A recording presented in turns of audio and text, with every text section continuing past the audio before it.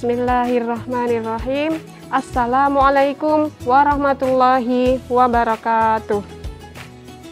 Innal hamdalillah nahmaduhu wa nasta'inuhu wa nastaghfiruh wa na'udzu billahi min syururi anfusina wa min sayyiati a'malina may yahdihillahu fala mudhillalah wa may yudlilhu fala hadiyalah.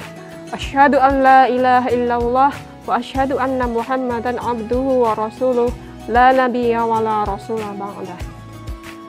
Kaum muslimin rahimakumullah, pada kesempatan ini saya akan menyampaikan mengenai optimalisasi sholat di bulan Ramadan. Untuk mengawali, saya akan membacakan surah Al-Ankabut ayat 45. A'udzu billahi minasyaitonir rajim. Innas sholata tanha 'anil fahsya'i wal munkar wa la dzikrullahi akbar. Sesungguhnya sholat itu dapat mencegah kita dari perbuatan keji dan mungkar. Dan mengingat Allah dengan sholat itu lebih besar keutamaannya daripada amalan yang lain. Maka pada kesempatan ini saya akan menyampaikan betapa pentingnya menjaga sholat agar lebih bermakna. Bukan hanya sekedar penggugur kewajiban, akan tapi kita melaksanakan sholat dengan penuh kekhusyuan dengan optimal. Bagaimana caranya? Ada 3. Yang pertama, as-sholatu ala waqtiha, yaitu sholat tepat pada waktunya. Dalam Quran surah ke-8 ayat kedua, A'udzu billahi minasyaitonir rajim. Innamal mu'minuna alladzina idza dzukirallahu wajilat qulubuhum. Sesungguhnya orang-orang yang beriman adalah orang-orang yang apabila disebut nama Allah maka bergetar hatinya. Maksud dalam ayat ini adalah apabila kita telah mendengar azan, panggilan Allah untuk melaksanakan sholat, maka kita bersegera untuk bersiap untuk melaksanakan sholat. Kemudian ada 3 tingkatan orang yang beriman, yang mana itu ditentukan oleh bagaimana ia melaksanakan sholat, apakah pada awal waktu ataukah mengakhirkan.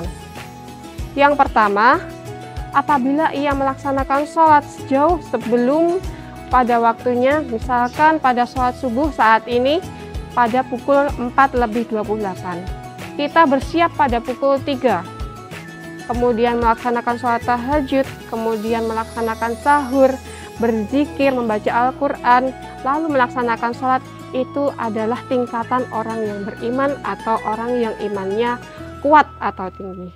Yang kedua, iman yang standar, yaitu iman yang apabila diperdengarkan azan maka ia baru melaksanakan sholat atau bersiap untuk sholat. Itu iman yang standar. Yang ketiga, yaitu iman yang lemah, apabila ia menunda-nunda sholat, mengakhirkan sholat, bahkan itu termasuk orang yang imannya lemah. Optimalisasi sholat yang kedua yaitu dengan sholat berjamaah. Dalam sebuah hadis riwayat Bukhari dan Muslim, bahwasanya sholat berjamaah itu lebih utama daripada sholat yang sendirian, yaitu 27 derajat. Maka sholat berjamaah itu lebih baik, dan terutama bagi kaum laki-laki hukumnya sunnah muakkadah atau hampir wajib. Kemudian terlebih sholat di masjid akan lebih bertambah lagi banyak pahalanya jika dikerjakan sholat berjamaah di masjid. Yang ketiga adalah melaksanakan sholat dengan khusyuk, yang mana sholat dengan khusyuk ini merupakan adalah ruhnya sholat. Nah, untuk melaksanakan sholat khusyuk tentunya tidak mudah. Seringkali kita melakukan sholat, bacaan sholat, akan tapi pikiran kita kemana-mana. Nah, lalu bagaimana agar sholat kita khusyuk? Yang pertama yaitu mempersiapkan diri, jiwa kita, hati kita, pikiran kita untuk selalu mengingat Allah, bersiap diri, kemudian mempersiapkan diri menggunakan pakaian yang terbaik. Yang kedua yaitu anggap sholat kita ini adalah sholat yang terakhir. yang mana kita sebagai kaum mukminin mendambakan akhir hayat kita dalam keadaan sholat, sehingga akhir hayat kita adalah akhir hayat yang terbaik, husnul khotimah.